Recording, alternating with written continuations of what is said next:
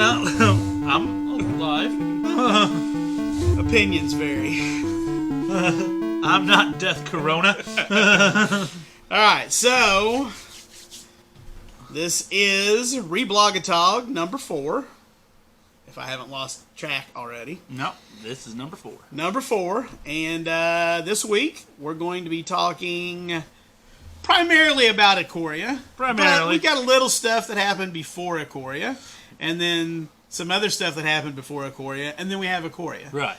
Well, we're recording this on April 2nd, which the previews just started today, so there's a lot of Ikoria that dropped today. Mero answered quite a few questions, kind of padded me up, so I had to go back and back off. I try to get together a certain amount of stuff every week to make this go a certain kind of length, you know, and we're still dialing that in, but I think we're hitting in that 30, 45 minute category right now. Last week that we were worried about padding up was actually our longest Reblogatog, I believe. So anyway, we're going to get started right away. This is, and I don't keep track of the dates, but it's since last week's episode. Hey, Morrow, could you provide some insight into why green doesn't get, or shouldn't get, first strike unconditionally, like Glissa's Sunseeker, as an example? What about green as far as the color itself, or its philosophies, doesn't make first strike fit? And I thought this was a great answer. Right. It goes along with some things. We limit how many colors have any one ability. White and red, the combat-oriented colors, have it primary. Black, which has a lot of knights, has it tertiary. 3 colors is enough. Just because a color can do something doesn't mean they should have it do something. So, in trying to keep the color pie so each color is separate, you got to kind of delineate between the colors and make sure they don't cross over. Make sure they all seem different. And that, That's one of the ways they can do it. Not putting first strike in a color, especially one that has trample and death touch. Right. So but those all go so good together. They do go really nice together, but that's another reason probably not to put it in there very much. When the time comes in 1 to 2 years to talk about the sets you're working on in R&D now, because again, they work in advance. Right. Will you be able to talk about how the pandemic affected work? He says, I'm doing a podcast about it, so you'll hear about it much quicker than that. So, I'm not a listener. I think Alan is. Drive to work, I've listened to a few, but... Yeah, I'm not like, I don't listen every week, but I always see what he talks about every week and decide whether or not to listen, because... And there's a big backlog on him if you want to go listen to him. He's got 600 episodes or something. Yeah, I've never been a huge podcast listener. I listen to one here and there and so forth, but they are full of a lot of valuable information. They are. So check those out when you get a chance. And he's going to be talking about it at some point. And I'll probably listen to that because it's got to be a challenge making the game when you can't play test, especially, you know. They print out cards on stickers and play test them. Yeah. It's kind of hard to do when you're remotely. At home. Yeah. I mean, I'm sure they're finding a way, but... Do cards ever need to be changed because their text boxes don't translate well or fit on translated cards? So this is kind of interesting, I thought. Yeah, I think this is something that used to happen a lot more once upon a time, kind of. But it happens occasionally, but he says we tend to limit how small we print English cards to give translations a little extra room. So they've got a font size they don't go below on English cards. Right. And then I believe if you see some foreign language cards, you'll see a smaller font and they've translated. Yeah. Not everything translates well.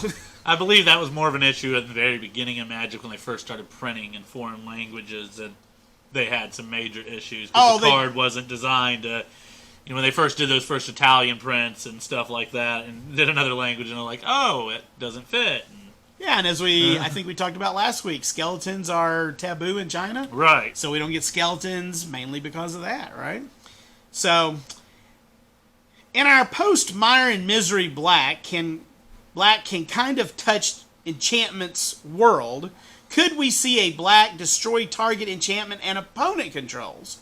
That way black can't break their demonic contracts, but still gets to hit stuff.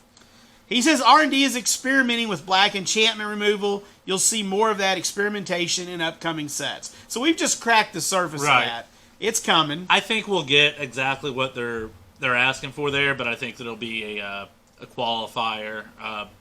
It'll be sacrifice you'll have to pay more than just mana, I think, for direct removal of enchantments, possibly. Man, every time I try to second guess WotC, I'm usually wrong. So That's I think I'm not even going to try to second guess this one. That's a fair assumption. When we get there, we'll be there and we'll know. Until then, I'll just keep playing. Hi, Mark. I got a quick question about how Wizards studies the responses to set. They send out surveys and so forth. Do you guys differentiate between first impressions and long-term enjoyment? For example, a complicated or unique set might have poor reviews in the first few weeks, but improve as players get used to the set's mechanics and lore. A nostalgia-heavy set might have strong early responses, but suffer a bit of fatigue later. Do you guys measure for these kinds of changes? Do you design with them in mind? They do. And he says that they do market research closer and farther away from a set's release for just this purpose. So yes, it's not just because Kamigawa was unfavorable way back when, but also because it was unfavorable towards the end of its life cycle as well. Not just when it came out and people goes, what's this? Right.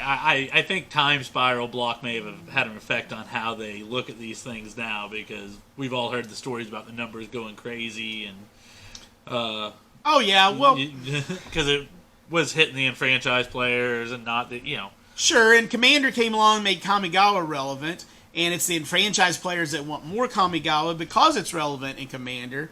So, never say never. I think we'll get another world similar, but maybe not Kamigawa, for example.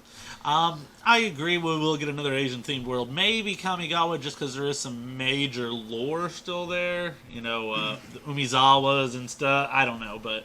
I don't know. Apparently there's a time issue as well, so... Anyway, the scale of Arabia, is it directly related to sales or public acceptance on which its creation was based? Now, the Arabia scale is how likely a world is to come back to standard. Right. Not get printed in, like, Commander or 1-Up in Modern Horizons or something, but in standard. It's about how likely the setting is to appear in a standard legal non-core set. There are many factors, but player popularity from its last appearance is a big one. So, again, Kamigawa hasn't been around since it was unpopular. Much like old Grotha? Is that Homelands? That's Homelands. Not popular. But nowadays there are some people and franchise players that want to see us go back. But the set didn't sell well, wasn't popular at the time. It's a huge hurdle to overcome. The cards were unpopular, the setting was more popular, and for Homelands at least. It was, but and time goes by, they can create new worlds. Why go back to a world that didn't work? And that's been the reasoning behind it. Homelands in specific is so steeped in so much past that world, because that's where Sarah, when she walked away and she was married and helped rule that world, and all that's so far back in Magic past. Like, the enfranchised players still love Sarah, right? But a lot of people, it doesn't connect with the younger players. Who is Sarah? Busting out some Vorthosianness. A little bit. I can do that from time to time. I don't know, we didn't mention it at the beginning, but we are not practicing social distancing, but we are related, I have to sadly say, if you weren't aware. We are related. We may not live in the same house, but we still see each other. I'm not going to miss seeing my grandbabies, Right. So we do have some interaction, and that's why you don't see any social distancing here. I don't know. The shop might go wide enough for us to get 6 feet apart. I'm not sure. Yeah, that would look good. So anyway, that's what's going on. This is being filmed during the COVID-19 pandemic, so we may change our tune at some point, but currently right now we're in the grand state of Missouri and we have no lockdowns. I mean, there's certain cities that have, but the governor hasn't declared anything except social distancing and no gatherings over 10, so that's where we're at. Hey Mark, I'm a big fan of the design of unsets and the off-the-wall gameplay they encourage. Oh yeah. But I primarily play Magic online, and so most of the unset experience can't be translated. Is there enough design space for an online Magic unset? There have been discussions. So for you online players, I would say there's an unset coming your way, and it's going to be pretty wild, I would think. I would imagine so. I mean, I can't imagine that they don't want to find a way to get silver bordered onto Arena, especially, even though, they're deviating it from the whole standard only thing already, and I feel like they want to get that silver bordered on there. I think so. I mean, it's aimed at the casual player a lot as well. So, all right. If you remember back in, oh gosh, I was going to look this up. Was that M14 or 15? We had like Soul of Ravnica, Soul of Innistrad, and so forth. Somebody asked, and Soul of Zendikar. Those are the only three I remember. what colors would Soul of Ikoria be? And we did start getting some previews today, but he says probably red-green. Yeah, makes us excited. We like those colors. I do. I'd say it may not be called Soul of Ikoria, but we'll probably get to it in chatter, if not here in Reblogatog. The buy-a-box promo that we're getting with Ikoria is pretty close to the Soul of Ikoria, yeah, I would say. I guess it'd be pretty close, yeah. But you'll have to tune into chatter. We're not talking about that here. I know. So, for the next just little bit, take everything with a grain of April Fool's Day salt. Yes. Yesterday, I'm only saying that because today is the 2nd. You might not catch on right away, but y'all are pretty smart. Should we start over? No, what? My phone talked to me. Your phone did talk to you. I can edit that part out if you want to start back over at the beginning of that question. All right. One quick second, though. 12 minutes. Okay. I'll just make a note for myself where that is. Well, be sure you do. So anyway, quick note. This is April 2nd, and we're going to go over some stuff that came out yesterday for April Fool's Day. I'm sure you folks are smart enough to catch on, but I just want you to not get overly excited or whatever you might get when you hear some of these. Some of them do make me excited if they were real. Myro likes to have fun, and I had to edit this way down because there was a lot of fun ones, and I kept what I thought were the funnest ones. So is a Thoughtseize-like effect that impacts each opponent something that could show up in a Commander product? The major thing of Commander Legends is Thoughtseize-like effects. Woo-hoo! Nobody wants that. Return to Amonkhet, is that an if or a win? If you follow along, you know he does ifs or wins. Something if it will happen or he thinks it eventually will. Will we ever get to see how the plane was before Bolas took over? When? Ikoria is actually a return to Amonkhet. It's a secret, though, so don't tell anyone. Shh. I know this is a big if, but if there's a return to Kamigawa, would you like to see more returning legendaries, or would you like to focus on new ones? You'll see in Ikoria. It's actually returned to Kamigawa. Well, and Amonkhet. It turns out they're really the same plane. Awesome! Who would have known? The chances just really increased to getting Kamigawa. I know. Since it and Amonkhet are identical. We're definitely going back to Amonkhet. Mark, in Commander Legends, we'll see 71 new legendary creatures. Will these be the only new cards, or will we have more than that amount in new cards? Every card in the product is a split card, with one new card and one returning card. That actually sounds super fun. Wow, yeah, yeah.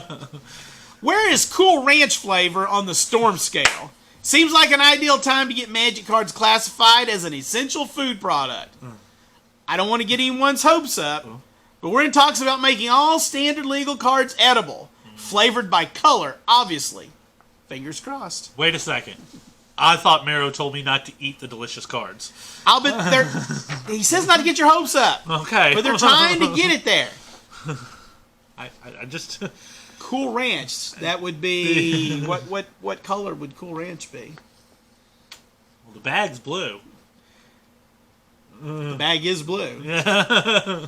That's implying blue is cool. I'm not sure I'm okay with that. All right, you said that Ikoria was secretly returned to Amonkhet, but what other planes does it secretly return to? I still hold out hope for the return to Rabia. Rabia? Yeah. Yeah. It is a return to Rabia as well. Rabia, Amonkhet, and Kamigawa were all actually the same plane. Wow, there are two different sections of desert on this plane. All three of those. Who would have thunk it? You know, every 12 years or so, every 12 years they go back. Something like that. That's not far off. Somebody wanted to know, this is really silly because I thought this one was obvious. How do 15 squirrels take down Emrakul? Because you've heard that, right? They do. 15 squirrels killing Emrakul. Mayro actually had to tell people, 14 stand behind him and 1 pushes. That's how it works. Is it true that Ikoria is entirely large cards? Of course! How else could we do a monster set? They're monster cards, man. I mean... Hey, Mark, it's not my birthday, but I wanted to check in on something. Is Vincer going to get another card anytime soon? I'd love to know what he's up to. Now, for those of you who don't know, spoilers, Vincer's dead. Oh, Vincer's dead. Vincer's dead. But doesn't mean he can't come back. This is Magic. Right. His corpse is in Ikoria. The Ikoria story borrows liberally from Weekend at Bernie's. Oh, yeah. Oh, yeah. So, party at Vincer's kind of thing? I'm guessing that's what they're talking about. So, right. You just gave me, like, the meme-tacular dream set. Magic Weekend at Bernie's. Prop Vincer up beside the jukebox. Yes. All right. Hey, Mayro, today is my birthday. For real. Could I get some trivia on my favorite MTG villain, Elspeth? Elspeth pretends to be a knight, but she's actually a full contact mime. Happy birthday. I've never heard of a full contact mime, but sounds like she's up for it. It does. Seems to be her thing. So that's all the April Fool's stuff. I thought a lot of those were a lot of fun, and so I wanted to bring some of them to you. He always has a lot of fun with theme days once in a while, and April Fool's is a really good one. So yeah. Now we're gonna start getting into some Ikoria. Ikoria. That's okay. I think I heard Mayro call it Ikoria too.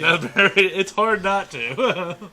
Anyway, so if you haven't seen anything or you're wanting to keep all this a secret, shut us off. Don't watch, because we're going to talk a little bit about Ikoria and what's coming. Yep. So this is your warning that you should end now. All right. So, if you guys saw, there's a card called Space Godzilla Death Corona. So this question is about that. I just want to take a brief moment to have a lighthearted moment that I giggled uncontrollably for about 10 seconds when I read the headline from the Wizard site, Statement on Space Godzilla. And I thought we went back in time a day.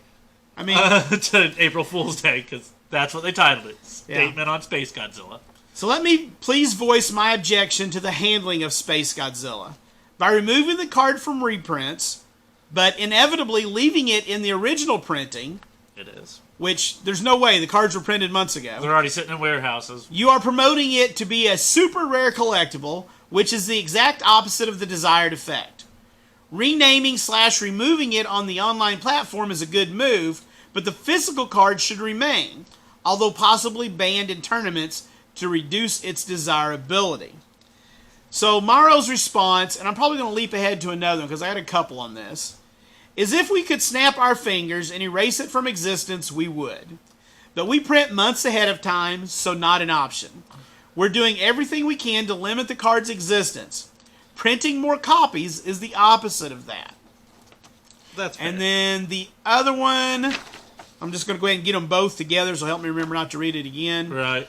I understand that Space Godzilla put you in a difficult position, but all I can see when I read the announcement is, oops, we made an extremely rare and desirable collector's item that will make the first print run of collector boosters fly off the shelves. He's not wrong. I wish that you had come up with a way for enfranchised players who want a piece of history and don't take offense to this kind of thing to have a reasonable way of accessing the card. And Mayro's response, our goal here is not to make a rare collectible, but to avoid upsetting a lot of people.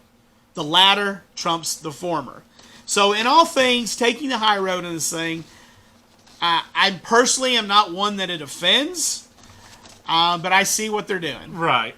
They're being careful, and it's a good thing to do. I mean, God forbid we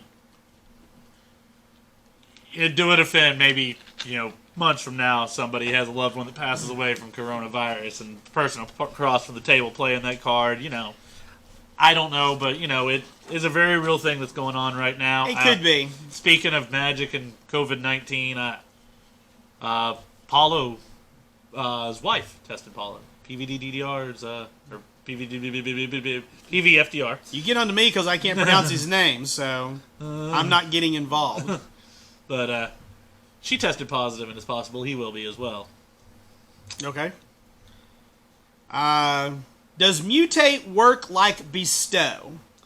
So Mutate's a new ability in Ikoria, and we're not going to get into going over all the new mechanics. I'm just going to read you his responses because this is Reblogatog. If you want to know what our thoughts are on that, you should be watching Chatter of the Squirrels every week. We'll be doing that tonight as well. Yep, it'll be up live. Yep. But you'll be seeing this after it's been live. So this is a pre-recorded message. No, but there are some similarities. If my opponent kills the creature I'm mutating, in response, I still get my creature with Mutate, but without a Mutate trigger. That's the same as Bestow. If you cast a Bestow creature, bestowing it on something, and they kill the creature in response, you just got the creature that you bestowed. Right. If a creature is mutated and the opponent destroys it, all the cards that make up the mutated creature go to the graveyard. So in other words, unlike with Bestow, if you bestow on a creature and then that creature gets killed, the Bestow drops off, becomes a new creature. But with Mutate, it's not that way. If you start stacking them up, all it takes is one murder to take out all of them. Right, but with Mutate, we have a lot of Mutate triggers to give you incentive to stack them up on one creature. That also is correct. With regards to, is it Ludi? I believe so. I know you get a lot of undue flack for missing/breaking cycles, but it feels like one card in the cycle is literally unplayable in Commander is a bit far. Why didn't you change the companion restriction? So Ludi is a companion card, and it is pre-banned already in Commander. Yep. Sheldon made a post earlier today. And Brawl. And Brawl, because basically it's like a free 101st card in any deck that you ever build. It's just a free card because it doesn't count towards your 100 cards, and why wouldn't you play it? It's a free card. It's a free card. So, his answer is because it's a fun card in every other format besides Commander and Brawl. He's right about that. And we get to make cards for those formats too. It looks like a fun card. Yeah, it does look like a fun card. So, not everything has to be for everybody. We talk about that a lot on Chatter. I'm going to be bringing that up, I'm sure, as we do these Reblogatogs. So, not everything's for everybody. Let everybody else have some fun too, right? Just watch the Ikoria live stream. So excited, especially about keyword counters. That's crazy. So keywords like flying, trample, and so forth, they get counters in Ikoria. Are those just for Ikoria, or is there a chance they'll become deciduous? We've talked about deciduous. That means that it can appear whenever they need it. Yeah. Unlike Evergreen, which is in every set. Right. They're not deciduous as they require printing punch-out cards. But if they're popular in Ikoria, I could see us doing them again. So, we'll see. It's a little strange to have those keyword cards on a counter. I'm looking forward to using them. I like to reserve judgment till I play with stuff. A lot of people pop off with stuff, and I will from time to time. I'm not going to lie, but I got to reserve judgment on those to see exactly how those go. I agree. I think it'll be definitely interesting, and it is something simple but new to do. I mean, take all the keywords we already have and make them counters. That just affects so many things. Yeah, it's like a.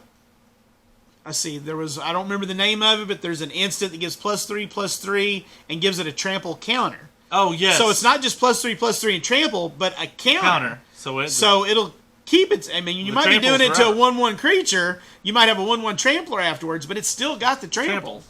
So that's kind of an interesting play space. I'm anxious to try it. Once again, it'll trigger anything in older stuff. We start talking about Commander. There's a lot of stuff that just talks about things that have a counter on them. They don't mention what. Oh, proliferate could be interesting. Yeah, it doesn't care what kind of counter it is. Let's proliferate those lifelink or death touch counters. Right. Yeah.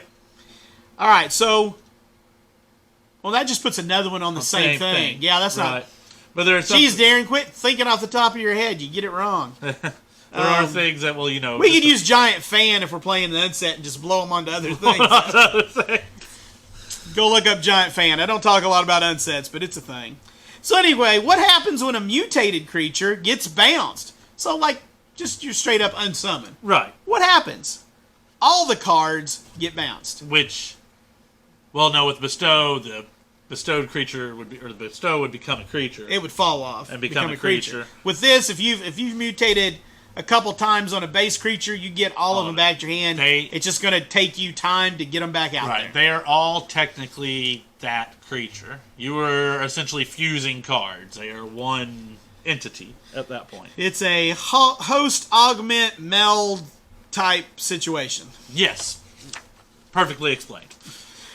If you cast a creature for its mutate cost and choose to put it on top of the target, the resulting creature, name and characteristics of the top card, plus the abilities of the bottom card, the creature will have summoning sickness, right? No. No. The creature is considered to be an altered version of the creature already on the battlefield, so it can attack regardless of how you stack the mutate card. So, as long as that creature's already been in play for a turn, mutate it, it's still going to be able to swing with its new power toughness, its new abilities, whatever. It's not a new permanent. You just mutated the permanent that was there and gave it some new abilities. Can I have a companion creature be my commander if I don't have the deck restriction? Yes. Your deck only has to meet the criteria for it to be a companion. A.k.a. cast outside your deck as a non-commander way. In a non-commander way. So yeah, companion can just be played as a regular creature. Yep. You don't have to use it as a companion. And I believe, at least the ones I saw, were all legendary creatures. There's 10 of them, and I believe they're all legendary. I think they're in all the color pairs, I believe. Yeah. So. Yes, I believe so. All right, so continuing on. Hi, Mark. I must say the mutate mechanic looks rather fun, but it also seems to carry some rules complexities. I personally like complexity. Can I hope Magic is moving into a direction where it allows more complexity again? It definitely has complexity. I will. He says mutate is testing some standard legal boundaries for complexity. I would agree with that. That and the companion ability. The only other thing we've got is scrying, which everybody groks that really well. Yeah. But, Cycling. Cycling. What did I say? Scrying. Oh, bad on me. Cycling. So, yeah. Definitely pushing the complexity. I might even call it almost convoluted in a way. Yeah. If you're not careful. I wasn't playing at the time, but I have to imagine. I don't know if we've reached the scale of Time Spiral, or Future Sight levels of complexity, but there is a lot of complexity in this set between the mutate. Well, I was in franchise then, so I can't tell you how complex it was because I knew all that stuff. Right. I was an enfranchised player even then. But for new players, I can understand keyword soup of 50 different mechanics in a set. This one doesn't have 50 different mechanics, but 2 of them are pretty heavy. Yeah. Lots of lifting. Mutate's going to take a while for everybody to get used to. I think maybe once we get it in our hands and start playing it, we'll be surprised. I think so. I think it'll go smoother than we think, but it will be a little rough at the beginning, I think. So, mutate is only for non-humans. Yes. So, what happens if a mutated creature becomes human? Like a werewolf, for example. I hadn't even thought of this one, so this was interesting. The humanness only applies to mutation. So, you wouldn't lose your mutation, but couldn't be further mutated. Note the werewolf in human form would have to be the top card for it to be human. So, obviously, you'd have to put the mutate under. You'd have to get it flipped. Right. You'd have to get it transformed, then mutate it, and then it could transform back and it would stay. Yeah. I believe is what he's trying to say. That is what he is trying to say. That's what he's trying to say. So, you can still do it, but as long as it was on its human side, you couldn't mutate it anymore. No. You'd have to get it to transform, and then you can mutate it some more. That's how it would work. Mark, this set is maybe my favorite Magic set of all time. I am curious, though, what happens if I make a token copy of a mutated creature? Well, I hadn't even started thinking about that one either. No. They did talk about you can mutate tokens though. Yeah. Here's the straight juice. As long as Mayro is right on all this, and since he helped make it, I'm pretty sure he's. I'm gonna assume he is usually. If you copy a mutated creature, you get a copy of the current creature with all its abilities. That's super cool. So if you can stack up 4 or 5 and make this big beast, and then you can clone that bad boy, spark double it or whatever you need to do. Yeah, it's got all the stuffs. That's pretty sweet. That is pretty nice. That won't be confusing at all. Which ones did we have put together? You're going to have to write it down. Hey, I started keeping, side note here, I started keeping dry erase tokens here at the store. They are fantastic. Those are going to be even more invaluable as we go forward with Magic R&D giving us stuff like this. Okay, I already went over the Space Godzilla thing, so moving right along. We're getting close, only got a half a dozen left. Hello, Mayro. Why doesn't the mutate mechanic also copy the creature types of the underlying creatures? It would seem to make sense flavor-wise in the set. It would.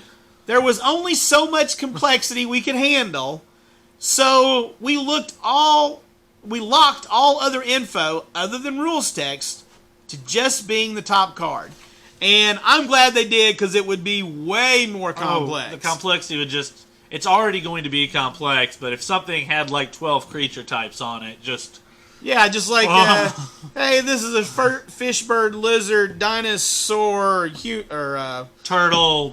Something, yeah. Yeah. And let's see, we've got to add all the powers and all the toughnesses up, and then we have to add all the casting costs together, and its name is...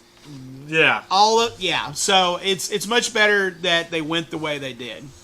So I got no problem with that. No. And it's the top card. It's the top card. Top card has the power and toughness on it. Yep. Can you have more than one companion if you meet the requirements for both? No. You are only allowed one per game.